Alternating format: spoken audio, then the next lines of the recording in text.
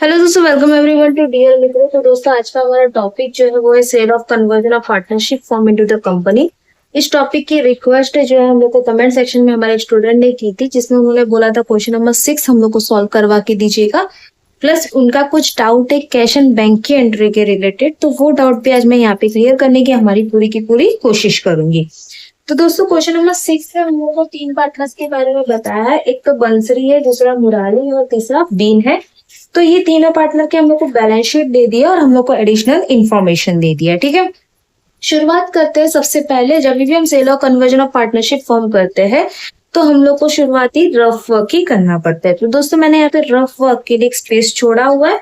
Rough work के लिए हम लोग को दो चीज फाइंड करनी रहती है। एक तो हमारा रहता है नेट एसेट और दूसरा हमारा रहता है परचेज कंसिडरेशन। ठीक है, नेट एसेट का मतलब क्या है दोस्तों? नेट एसेट मतलब टोटल एसेट्स में से टोटल लायबिलिटी को हम माइनस करते हैं। लेकिन टोटल एसेट जो है रीवैल्यू होने वाले जो एसेट्स है उसको पहले हम इंपॉर्टेंस देते हैं, उसके बाद बाकी सारी चीजों को देखते हैं। ठीक है, जैसे कि हमारे इस क्वेश्चन में बोला हुआ है कि तीनों पार्टनर ने अपना बिजनेस जो है सोल्ड कर रहा है रिदम ऑर्केस्ट्रा को। फिर सारे एसेट जो रीवैल्यू हुए वो हम लोग को दिए। सबसे पहले मशीनरी रीवैल्यू हुई है, तो हम यहाँ पे मशीनरी डाल देंगे जिसकी वैल्यू अमाउंट है 80,000। ठीक है, फिर उसके बाद है स्टॉक जिसकी वैल्यू है 12,000 और उसके नीचे हम लोग को दिया है लैंड एंड बिल्डिंग जिसकी वैल्यू चेंज होकर आई है 62,800। ठीक है, फर्स्ट एडजस्टमेंट में हम लोग को सिर्फ रीवैल्यू हुई वैल्यू हम लोग को दी है, हमने वो डाल रखी है। सेकेंड वाले एडजस्टमेंट में बोला है सारे असेट्स हम लोग को लेने हैं सिवाय कैश एंड इन्वेस्टमेंट को छोड़ के, मतलब बाकी सारे असेट्स को हम लोग को उनकी बुक वैल्यू पे लेना है। अब असेट्स में एक बार देखिए, असेट में सबसे पहले हम लोग को दिया लैंड एंड बिल्डिंग। तो लैंड एंड बिल्डिंग दोस्तों हम लोगों ने ऑलरेडी डाल दिया है, तो एक बार डाली हुई चीज हम लोग को दोबारा नहीं डालनी, तो वो तो हम लोग को नहीं डालना। मशीनरी भी हमने डाल दिया है। इन्वेस्टमेंट हम लोग को लेना नहीं था, तो इन्वेस्टमेंट को छोड़ दो। फिर उसके बाद है बिल्स रिसीवेबल, ये डालना बाकी है तो वो डाल देंगे 5,200 का। स्टॉक भी हमने डाल दिया है। कैश एंड बैंक नहीं लेना, बराबर। और इसके नीचे हम लोग को क्या बोला है, आगे दिया है कंपनी एग्रीड टू पे 40,000 एज गुडविल। तो गुडविल एक एसेट हम लोग का यहाँ पे हम लोग को ऐड करना है जिसका कीमत था 40,000। ओके, और लायबिलिटी के लिए उन्होंने बोला है सारी लायबिलिटी जो है उनकी ओरिजिनल वैल्यू पे लेनी है। तो हम लोग के पास कौन कौन सी लायबिलिटी है? एक तो हमारे पास है क्रेडिटर 45,000 का, फिर उसके बाद है बिल्स पेएबल 6,500 का, फिर उसके बाद है अनपेड एक्सपेंस 500 का। ठीक है, अब ये होने के बाद हम लोग को इन दोनों का क्या करना है टोटल। तो सबसे पहले 80,000, 12,000, 62,800, 5,200 एंड 40,000। तो ये आ गया 2 लाख। ये हमारा हो गया टोटल ऑफ एसेट जिसको हम लोग ए मानते हैं। ठीक है, फिर बी के लिए लायबिलिटी का टोटल कर देंगे, तो ये आ गया हमारा 52,000। ये हम लोग का हो गया बी यानी टोटल ऑफ लायबिलिटी। अब नेट एसेट उसको हम लोग को फाइंड करना है, तो हमारा फॉर्मूला क्या रहता है ए माइनस बी, यानी असेट्स में से लायबिलिटी को माइनस कर दो। 2 लाख माइनस 52,000 कर दिया तो हम लोग का वैल्यू आ गया 1,48,000। ठीक है, ये डाल दिया। अब दूसरे साइड हमारा है परचेज कंसिडरेशन का काम। परचेज कंसिडरेशन के लिए उन्होंने बोला है पॉइंट नंबर 4 में कि कंपनी अमाउंट पे कर रही है 10,000 इक्विटी शेयर ऑफ ₹10 ईच और बाकी का जो बैलेंस बचेगा वो कैश में देना है। यानी हम लोग का जो नेट एसेट्स है वही हमारा हो जाएगा परचेज कंसिडरेशन। जब भी आपको ऐसा बोला रहता है कि रिमेनिंग अमाउंट, तो नेट एसेट्स की वैल्यू ही हम लोग को परचेज कंसिडरेशन में डाल देंगे। ठीक है, अब यहाँ पे इक्विटी शेयर आएगा 10,000 ऑफ ₹10 ईच मल्टीप्लाई बाय 10 कर दोगे, तो इक्विटी शेयर बनेगा हमारा 1 लाख का। और बाकी बैलेंस जो है वो आपका हो जाएगा कैश डिफरेंस अमाउंट, तो वो हमारा कितना हो जाएगा 48,000। आप माइनस करके देख सकते हैं 48,000, बराबर। अब उसके नीचे हम लोग को बोला है partner sold investment at 10,000 and sold 7,000 equity share of ₹12 and remaining shares they took at the profit and loss sharing ratio, बराबर। तो दोस्तों, सबसे पहले तो इन्वेस्टमेंट सोल्ड कर रहे हैं, तो इन्वेस्टमेंट सोल्ड करने की एंट्री और ये जो इक्विटी शेयर सोल्ड करने की एंट्री है ये दोनों हमारे नीचे हमारे जो लेजर्स है उसमें आएगी। तो हम अभी लेजर्स के ऊपर जाएंगे। लेजर्स में पहले तो हम ये पॉइंट ही क्लियर कर देंगे जो पॉइंट में बोला गया है, ठीक है। इन्वेस्टमेंट सोल्ड कर रहे हैं, इन्वेस्टमेंट हम लोग कहाँ पे रिकॉर्ड करेंगे, हमारे असेट में। तो पहले हम लोग इसकी ओरिजिनल कीमत रख देते, जैसे कि रियलाइजेशन में हम सबसे पहले सन्ड्री असेट डालते हैं, ठीक है। जितने असेट्स है उनकी ओरिजिनल कीमत हम लोग को डाल देनी है, यानी जो बुक वैल्यू हम लोग को दी है वो। लैंड एंड बिल्डिंग था 1,28,000 का। फिर उसके बाद आया मशीनरी जिसका वैल्यू था 60,000। फिर उसके बाद इन्वेस्टमेंट, उसका वैल्यू था हमारा 12,000। फिर आया बिल्स रिसीवेबल 5,200 का। स्टॉक आया था हमारा 9,000। और कैश है तो कैश हम लोग कैश अकाउंट में डाल देंगे, बैलेंस नोट डाउन करके 12,800। और एडवर्टाइजमेंट कैंपेन हमारे असेट्स में ही आ जाएगा, तो ये हमारा हो जाएगा 15,000, ठीक है। अब इसका टोटल कर देंगे। अब दोस्तों एक चीज देखिए, जो क्वेश्चन जिनका डाउट था, जो स्टूडेंट का डाउट था, वो मैं यहाँ पे बताना चाहती हूँ कि कैश एंड बैंक हम लोग कब यहाँ पे लेते हैं और कब रियलाइजेशन में अकाउंट में लेते हैं। तो दोस्तों जब भी क्वेश्चन में हम लोग को ऐसा बोला गया होगा कि कैश एंड बैंक को छोड़ के सारे असेट्स हम लोग को ले लेने हैं, तो कैश एंड बैंक को हम लोग को हमारे कैश एंड बैंक के कॉलम में ही डालना है, यानी यहीं पे हम लोग को ओपनिंग बैलेंस में डाल देना है। और अगर ऐसे कुछ क्लियरली मेंशन नहीं किया है, उन्होंने अगर ऐसा बोला है कि सारे असेट्स ले लो, तो सारे असेट्स हम लोग को यहाँ पे डाल देने, इंक्लूडिंग कैश एंड बैंक, ठीक है। ये चीज क्लियर हो गई। अब जैसे हम लोग ने असेट्स डाल दिए, वैसे हम दूसरे साइड हमारी लायबिलिटी भी डाल देंगे, बाय सन्ड्री लायबिलिटी कर देंगे। लायबिलिटी हमारी 3 थी, जो थी क्रेडिटर, इसका कीमत था 45,000। फिर उसके बाद बिल्स पेएबल 6,500 का। और अनपेड एक्सपेंस था हमारा 500 का, जिसका टोटल हमने कर ही दिया था 52,000 हमारा आ गया था, बराबर। ये टोटल कर दिया है। असेट्स का भी टोटल कर देते हैं, 12,8,000, 60,000, 12,000, 5,200, 9,000 एंड 15,000। ये आ गया 229200। असेट्स और लायबिलिटी तो हमने डाल दिया। अब हमारा जो क्वेश्चन हमने छोड़ रखा है, उन्होंने क्या बोला था कि इन्वेस्टमेंट सोल्ड कर रहा है। इन्वेस्टमेंट सोल्ड करेगा दोस्तों तो कौन सी साइड आएगा, पहले तो इन्वेस्टमेंट सोल्ड कर रहा है तो हमारे पास कैश आएगी। कैश कहाँ पे जाएगी, कैश एंड बैंक में, बराबर। तो ये हमारा रिसिप्ट साइड है। रिसिप्ट का मतलब है पैसा आना, पेमेंट का मतलब है पैसा देना, बराबर। तो इन्वेस्टमेंट सोल्ड कर रहे हैं तो पैसे हमारे पास आएंगे, तो यहाँ पे हम लोग कर देंगे इन्वेस्टमेंट सोल्ड। कितने में सोल्ड कर रहे हैं, 10,000 में, तो हम यहाँ पे 10,000 लिख देंगे, ठीक है।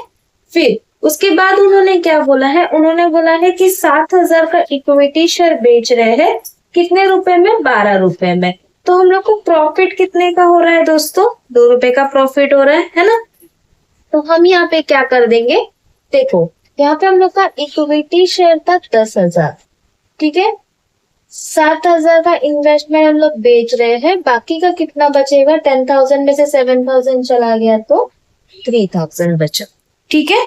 अब 7,000 का इन्वेस्टमेंट जो है वो कितने में बेच रहे हैं, 12 रुपए में, यानी 2 रुपए का आपको क्या हो रहा है, प्रॉफिट हो रहा है ना। तो यहाँ पे हम लोग कर देंगे 7,000 मल्टीप्लाई बाय 2, तो हम लोग का कितना आ जाएगा दोस्तों, 14,000, है ना।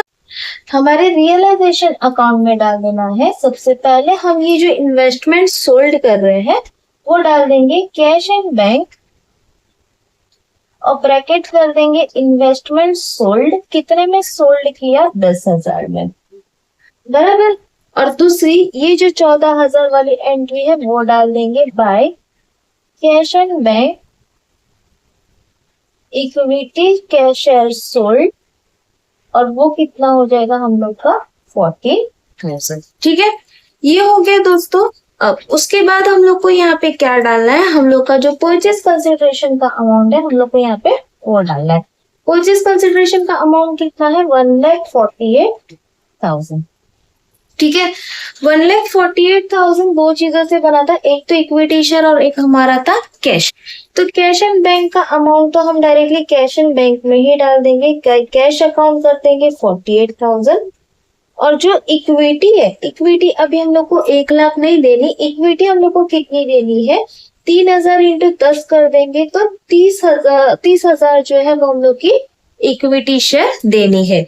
रेशियो क्या रहेगा दोस्तों, रेशियो हम लोग का रहेगा 5:3:2। ठीक है, और वो कहाँ पे आएगा, हमारे इक्विटी कैपिटल में। इक्विटी शेयर कैपिटल कर दोगे, बांट दो 30,000 इंटू 5/10। तो पहला वाला अमाउंट हमारा आया 15,000, 30,000 इंटू 3/10 ये आया 9,000, और 30,000 इंटू 2/10 ये हम लोग का हो गया 6,000। ठीक है, ये डाल दिया दोस्तों। अब बाकी जो चीजें बची है हम वो डाल देंगे, जिसमें सबसे पहला हमारा था कैपिटल। तो हम यहाँ पे कर देंगे by balance brought down. Capital का बैलेंस जो है वो डाल देंगे 75,000, फिर उसके बाद 45,000 और 65,000। ठीक है, ये डाल दिया। उसके नीचे आप ला लोगे रिजर्व का बैलेंस। रिजर्व आपका था 5,000 का, डिस्ट्रीब्यूट करो 5,000 इंटू 5/10 2,500, 5,000 इंटू 3/10 1,500, और 5,000 इंटू 2/10 1,000। ओके, ये हो गया। अब उसके बाद दोस्तों हम लोग को क्या करना है, हमारे रियलाइजेशन को क्लोज करना है, क्योंकि बाकी सारी एंट्री तो हमने कर दी है। ठीक है, अब रियलाइजेशन को क्लोज करते देखते इसी साइड हमारा डिफरेंस ज्यादा है, इस साइड कम है, तो माइनस कर देंगे 229200 माइनस 52,000 10,000 14,000 एंड 1,48,000। तो यहाँ पर हम लोग का रियलाइजेशन का लॉस हो गया। रियलाइजेशन लॉस आया हमारा 5,200 का। ठीक है, ये हम लोग ने क्लोज कर दिया। अब 5,200 की क्रॉस एंट्री हम लोग को करनी है, जो हमारी पार्टनर्स कैपिटल में चली जाएगी। तो यहाँ पर हम लोग देख देंगे ट्रू रियलाइजेशन लॉस। ठीक है, और जैसे हम लोगों ने रिजर्व को डिस्ट्रीब्यूट किया वैसे इसको भी डिस्ट्रीब्यूट करेंगे इंटू 5/10। तो ये पहला अमाउंट आ गया 2,600, 5,200 इंटू 3/10 1,560, 200 इंटू 2/10 1,040। ठीक है, अब उसके बाद हम लोग को क्या करना है, तो उसके बाद हम लोग को इसका भी टोटल कर देना है और डिफरेंस अमाउंट फाइंड करनी है। पहले वाले का 75,000 और 2,500 माइनस 15,000 और 2,600। तो ये हम लोग का हो जाएगा बैलेंस CF 5,990। ठीक है, दूसरा 45,000 एंड 1,500 माइनस 9,000 एंड 1,560। तो ये आ गया 3,5,940। ये सब दोस्तों मैं डिफरेंस अमाउंट ही फाइंड कर रही हूँ, क्रेडिट माइनस डेबिट कर रही हूँ। ठीक है, 3,5,940। तीसरा 65,000 एंड 1,000 माइनस 6,000 एंड 1,040। तो ये आ गया 5,8,960। सबकी डिफरेंशिएट अमाउंट मैंने यहाँ पे निकाल के रख दी है। अब वो कहाँ पे जाएगी, ये जाएगी हमारी कैश में। क्रैश में क्रॉस एंट्री करनी है। यहाँ पे डेबिट आया तो यहाँ पे हम लोग को क्रेडिट में करना है। यहाँ पे हो जाएगा by B capital 5,990 by M capital 3,5,940 और बाय बी कैपिटल। अब B1 B2 दे सकते हैं जिससे आपको कंफ्यूजन नहीं होगा। 5,8,960। ठीक है, अब ये सारी चीजें डाल दी दोस्तों। एक चीज हमारी बची है, वो क्या, देखो मैंने यहाँ पे इक्विटी शेयर सोल्ड किया, जो मैंने प्रॉफिट वाला लिखा था, जो हम लोगों ने यहाँ पे कैलकुलेट किया था, है ना। हमने क्या किया था, 7,000 इंटू 2 करके यहाँ पे डाल दिया था। ये हमने सोल्ड किया और हम लोग ने वो कहाँ पे डाली, रियलाइजेशन में। और जितने में हम लोग ने ओरिजिनली बेचा है वो हम लोग को कहाँ डालना है, कैश एंड बैंक में। तो यहाँ पे हम लोग कर देंगे equity share capital. Receipt side क्यों डाला, क्योंकि यहाँ पे हम लोग को पैसे मिलेंगे, है ना। तो यहाँ पे जो आपके 7,000 थी उसको किसके साथ मल्टीप्लाई करना है, 12 रुपए के साथ, यानी जितने में सोल्ड किया उतने में। ठीक है, तो 7,000 इंटू 12 कर देंगे तो ये आएगा 84,000। ठीक है, यहाँ पे दोस्तों मैंने ऊपर 2 के साथ किया, देखो क्लियर रहो। अगर जब भी आपको बोला गया होगा कि इक्विटी शेयर सोल्ड कर रहा है तो जो प्रॉफिट है वो रियलाइजेशन में डालना है, जितने का प्रॉफिट होगा वो रियलाइजेशन में डालना है, और जो उसकी ओरिजिनल कीमत जितने में वो बेच रहा है वो हम लोग को कैश एंड बैंक में डालना है। ठीक है, फिर उसके बाद हम टोटल कर लेंगे, चेक कर देते हैं हमारा कैश एंड बैंक सेम है कि नहीं। 10,000, 48,000 एंड 84,000। तो यहाँ का टोटल हमारा आ गया 154800। वही चीज हमारी दूसरी साइड भी चेक कर लेंगे। 5990, 35940 और 58960। ये भी हमारा हो गया 154800, यानी दोनों हमारे टैली हो गए। इसका मतलब है हमारा पूरा आंसर जो है वो करेक्ट है। तो दोस्तों इस तरीके से ये इक्विटी शेयर सोल्ड वाला जो है वो सॉल्व करना है। और एग्जाम में मोस्टली चांसेस रहते हैं हमारे सेल्स वाले ही आते हैं, तो सेल्स वाला क्लियर रहना कि किस तरीके से एंट्री डालनी है। ठीक है, तो दोस्तों यहाँ पे हमारा ये पूरा सम कंप्लीट हुआ। होपफुली आपको पूरा सम समझ आया होगा। सम समझ आया तो प्लीज अपने दोस्तों के साथ शेयर करना और डीएमवी को सब्सक्राइब करना बिल्कुल ना भूलेगा। मिलते हैं नेक्स्ट वीडियो में, तब तक के लिए बाय बाय।